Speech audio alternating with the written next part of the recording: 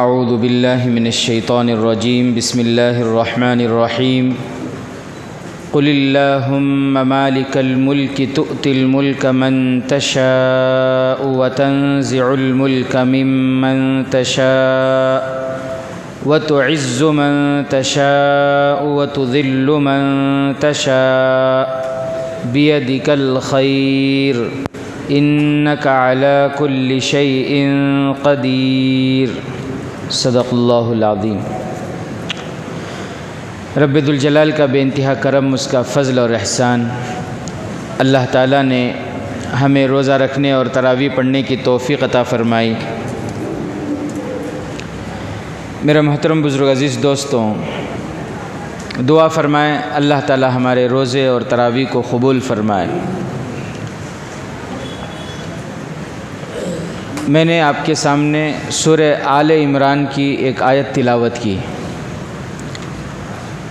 سورہ آل عمران کی جو آیت میں نے آپ کے سامنے پڑھی ہے، اس آیت کی میں تھوڑی سی تشریح کروں، لیکن اس سے پہلے یہ آیت کب نازل ہوئی اور کیوں نازل ہوئی، اس آیت کا شان نزول کیا ہے، اس آیت کا پس منظر کیا ہے، اس کا بیک گراؤنڈ کیا ہے، کس وقت کس موقع پر یہ نازل ہوئی، وہ میں آپ کو بتا دوں۔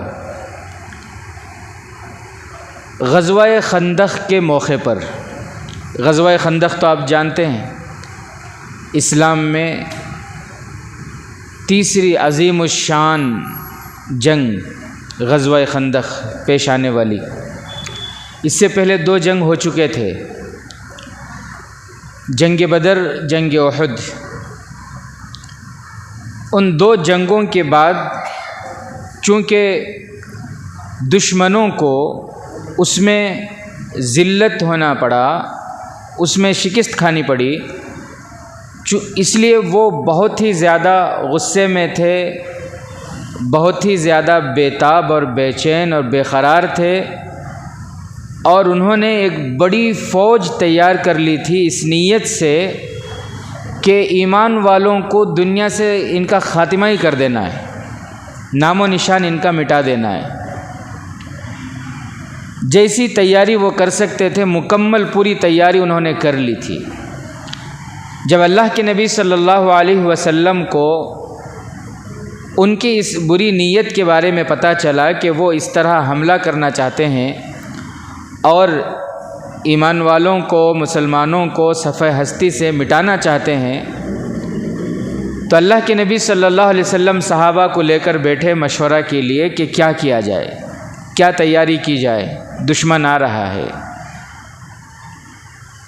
اس کے لیے، اس کے مقابلے کے لیے، اپنی حفاظت کے لیے، اپنے جان مال حفاظت کے لیے کیا کیا جائے۔ صحابہ مشورہ دیتے رہے۔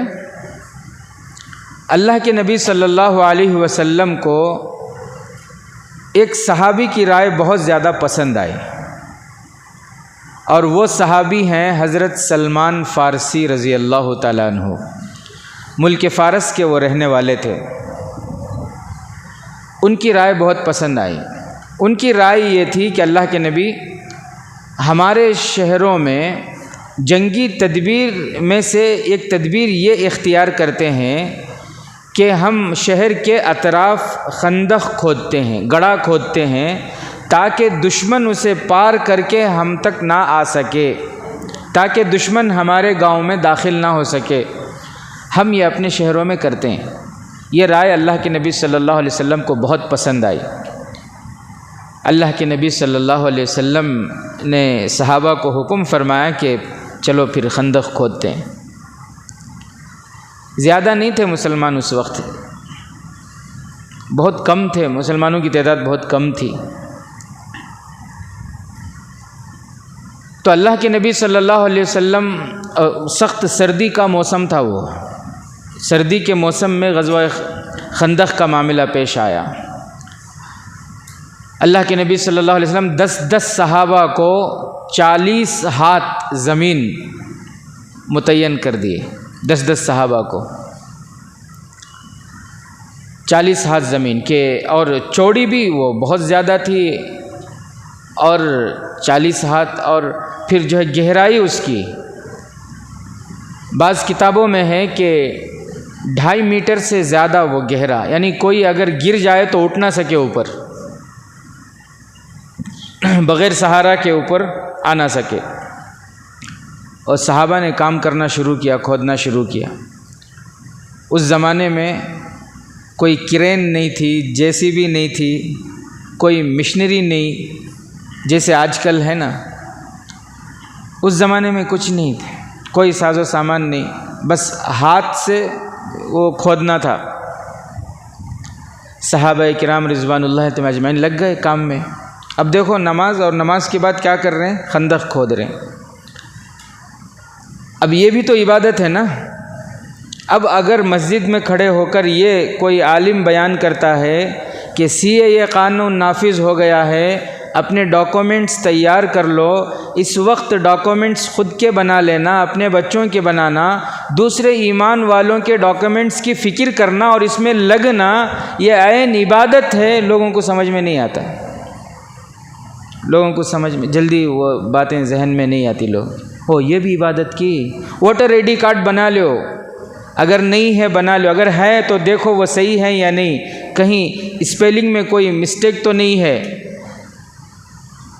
یہ وقت کے تقاضے ہیں، اور یہ کام سارے کرنا عین ایمان کا تقاضا ہے اور ثواب کا کام ہے۔ یہ بات سمجھ رہے ہیں؟ اس لیے ہمارے بڑے جو بولتے ہیں وہ شریعت کے دائرے میں ہی بولتے ہیں۔ ہماری سوچ چھوٹی ہے، ہمارا علم کم ہے، اس لیے ہمیں بڑوں کی باتوں میں بھی خامیاں، غلطیاں، کوتاہیاں نظر آتی ہیں۔ اللہ حفاظت فرمائے۔ تو صحابہ نے کام شروع کیے، صحابہ کھودنے لگے، ہاتھوں سے کام کرتے تھے، جن کے حصے میں جو تھا وہ کام کرنے لگے، یہاں تک کہ میرے اور آپ کے آقا احمد مجتبیٰ محمد مصطفیٰ سرکار دو عالم صلی اللہ علیہ وسلم خود بھی صحابہ کے ساتھ مل کر کام کر رہے تھے۔ ہوا یہ کہ حضرت سلمان فارسی رضی اللہ تعالیٰ عنہ کے حصے میں جو زمین تھی، وہاں کھودتے ہوئے تھوڑا سا ہی کھودے تھے، ایک بڑی چٹان آ گئی، وہاں پر ایک بڑی چٹان آ گئی۔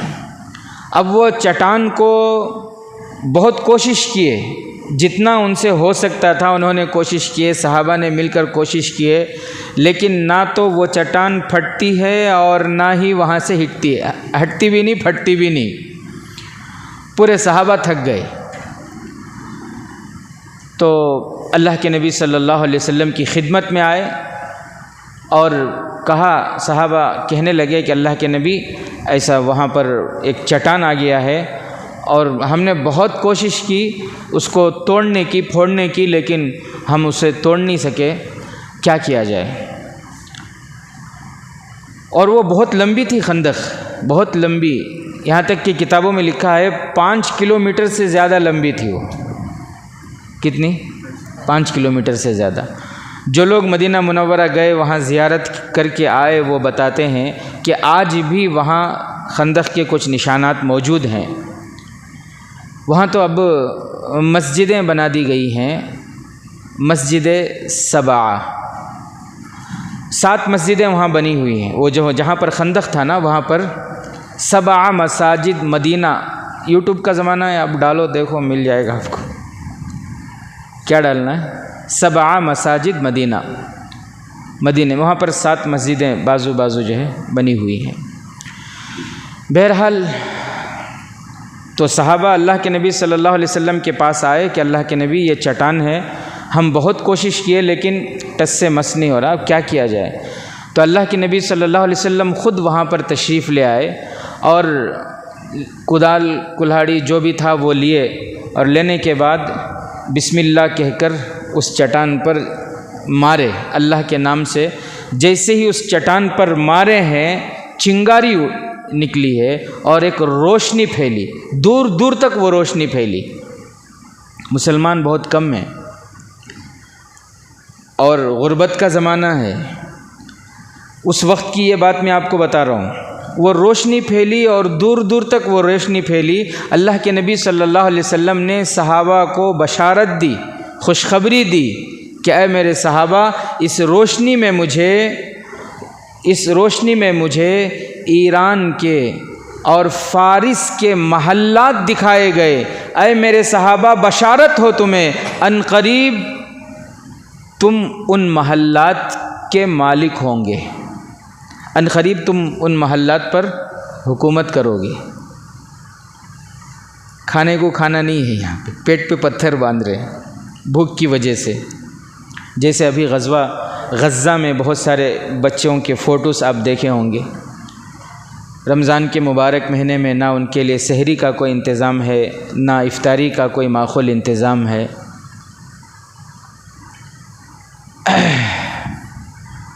تو چنگاری اڑی، اللہ کے نبی صلی اللہ علیہ وسلم بشارت دیے کہ ملک فارس اور ایران کے محلات عنقریب تمہارے قبضے میں ہوں گی۔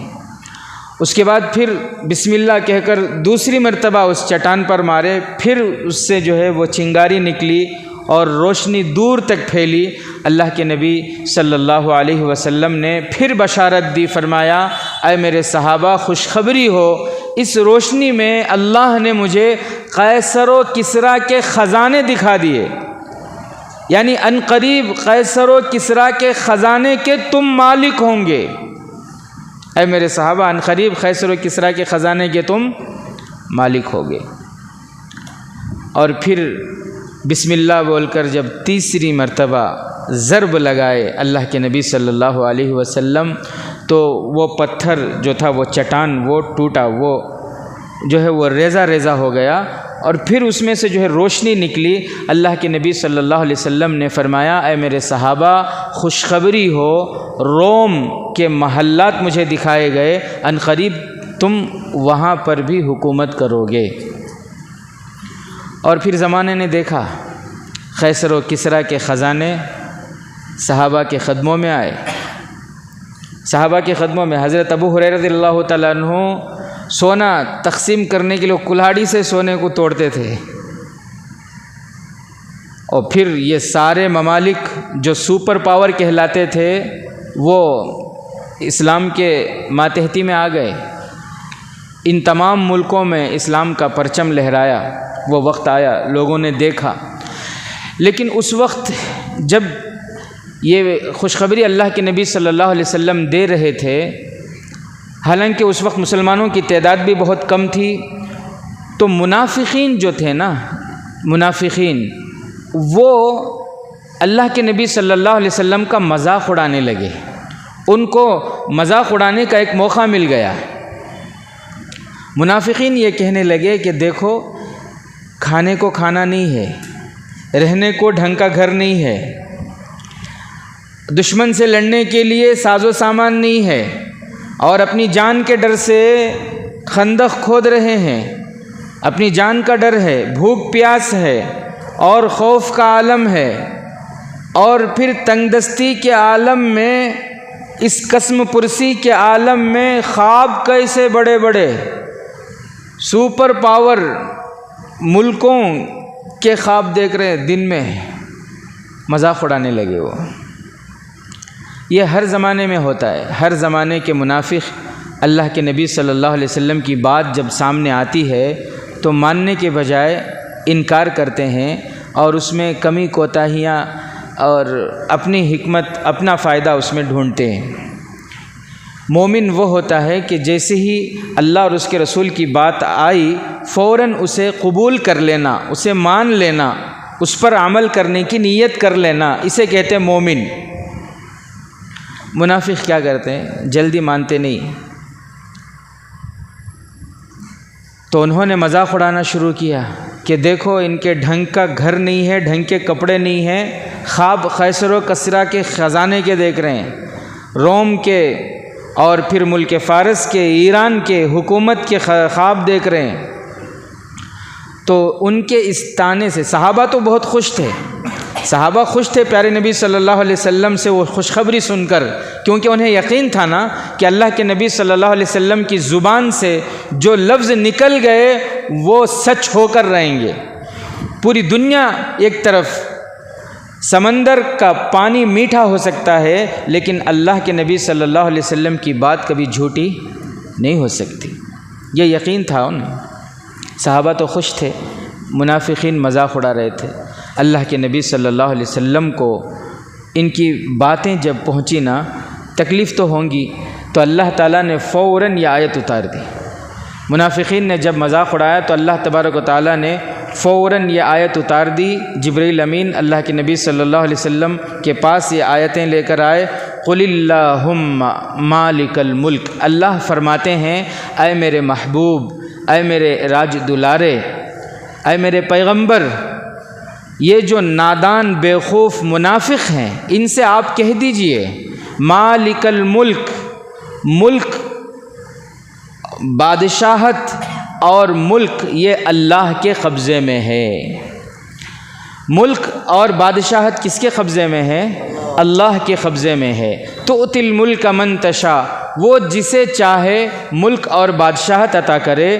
وتنزع الملک ممن تشاء، وہ جسے چاہے، جس سے چاہے ملک اور بادشاہت چھین لے۔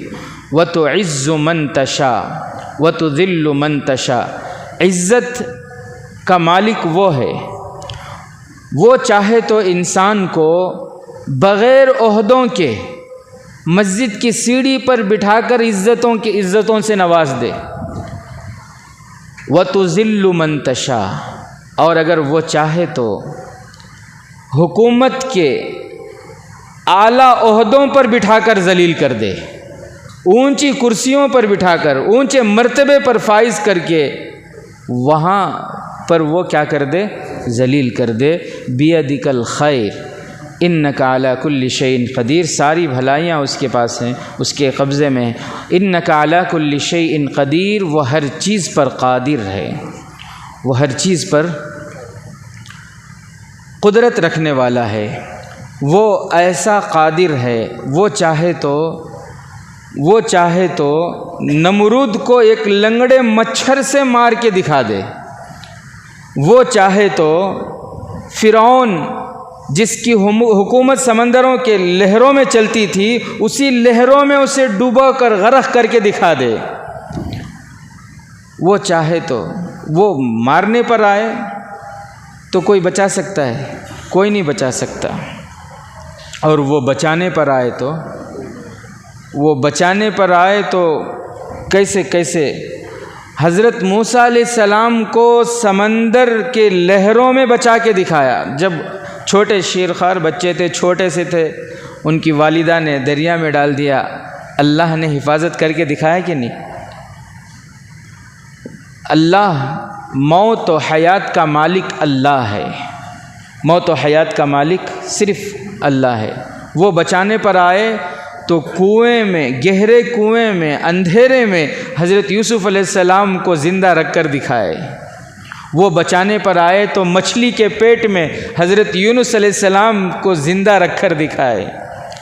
وہ بچانے پر آئے تو آگ کے اندر حضرت ابراہیم علیہ السلام کو زندہ رکھے۔ وہ بچانے پر آئے تو چھری کے نیچے حضرت اسماعیل علیہ السلام کو زندہ رکھے۔ موت و حیات کا مالک وہ ہے۔ انک علی کل شیء قدیر، ہر چیز پر اسے قدرت ہے۔ ہمارا پروردگار ایسا ہے کہ ہر چیز پر اسے قدرت ہے، وہ قادر مطلق ہے۔ اس کی قدرت کا اندازہ لگائیں، اس کی قدرت کا اندازہ لگائیں۔ پانی کا ایک قطرہ انسان کے پیٹ کے اندر داخل کرتا ہے، وہ انسان کی غذا بن جاتی ہے۔ پانی کا ایک قطرہ ہرن کے پیٹ میں داخل کرتا ہے، مشک تیار ہو جاتا ہے۔ پانی کا ایک قطرہ وہ مکھی کے پیٹ میں، اس کے منہ میں داخل کرتا ہے، وہ شہد بنا کے دکھاتا ہے۔ وہی پانی کا قطرہ سانپ اور بچھو کے پیٹ میں داخل کرتا ہے تو زہر بنا کے دکھاتا ہے۔ وہی پانی کا قطرہ ریشم کے کیڑے کے اندر داخل کرتا ہے اور ریشم نکال کے دکھاتا ہے۔ تو اللہ ہر چیز پر قادر ہے۔ انک علی کل شیء قدیر، اللہ کو ہر چیز پر قدرت ہے۔ تو وہ لوگ جو مذاق اڑاتے تھے نا، ان کے لیے یہ جواب ہے اللہ کی طرف سے کہ ایسا نہیں جیسا تم سوچ رہے ہو کہ آج ان کی حکومت ہے تو ہمیشہ ان کی ہی حکومت رہے گی، ایسا نہیں، بلکہ ملک اور حکومت کس کے قبضے میں ہے؟ اللہ کے قبضے میں ہے۔ وہ جسے چاہے دے سکتا ہے، جس سے چاہے چھین سکتا ہے۔ اللہ تعالی ہمیں اللہ کے ان باتوں پر، پیارے نبی صلی اللہ علیہ وسلم کے ارشادات پر کامل یقین نصیب فرمائے۔ اللہ تعالی ہمیں اللہ کی اطاعت اور پیارے نبی صلی اللہ علیہ وسلم کی تابعداری نصیب فرمائے۔